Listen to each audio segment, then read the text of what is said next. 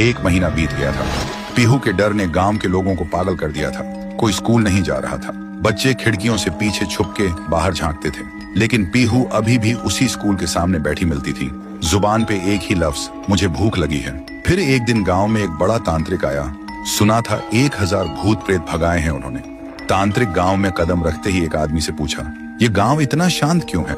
आदमी बोला, हमारे गांव में एक छाया घूम रही है जो मुझे भूख लगी है बोल के इंसान को निगल रही है। तांत्रिक ने आंख बंद की और जो देखा वो चौंक गया। फिर उन्होंने गांव वालों को बुलाया और बोला, वो बच्ची की आत्मा किसी वस्तु में बंद है, हमें उसका असली घर ढूंढना होगा, वहीं कुछ मिल सकता है।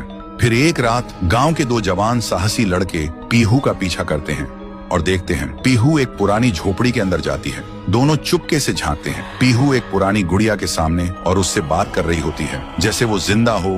दोनों देखकर चौंक जाते हैं। फिर अगली सुबह वही 2 लड़के झोपड़ी में जाकर वो डॉल उठाते हैं और ले जाते हैं तांत्रिक के पास। तांत्रिक डॉल को देखकर चिल्लाता है, यही है, इसी में बंद है वो बच्ची की आत्मा, इसे आग में जलाना होगा तभी सब खत्म होगा। फिर रात में तांत्रिक गुड़िया को आग में डाल के हवन करता है, जोर जोर से मंत्र जप करता है। तभी एक भयानक चीख गूंजती है, मैं भूखी हूँ, और अचानक वो डॉल हवा में उड़ जाती है और सबके सामने उस डॉल से निकलती है पीहू।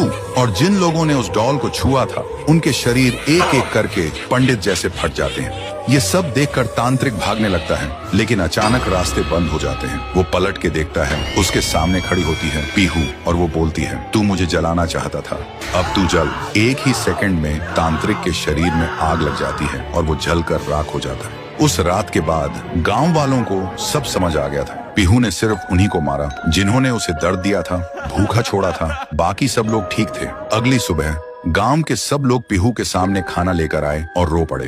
बोले, हमें माफ कर दो, हमने तुम्हें भूत नहीं समझा, लेकिन तुम तो देवी हो जो सिर्फ भूखी थी। पीहू ने एक मुस्कान के साथ थाली में से एक निवाला उठाया और जैसे ही उसने वो खाया, उसका रूप हल्की रोशनी में बदलने लगा। फिर वो हवा में मिल गई। उस दिन के बाद पीहू कभी नहीं दिखी। तब से वो गांव वापस वैसे ही हो गया, शांत, प्यारा और खुशी से भरा। तो दोस्तों, अगर कभी कोई भूखा बच्चा दिखे तो उसे भिखारी समझ के नजरअंदाज मत करना।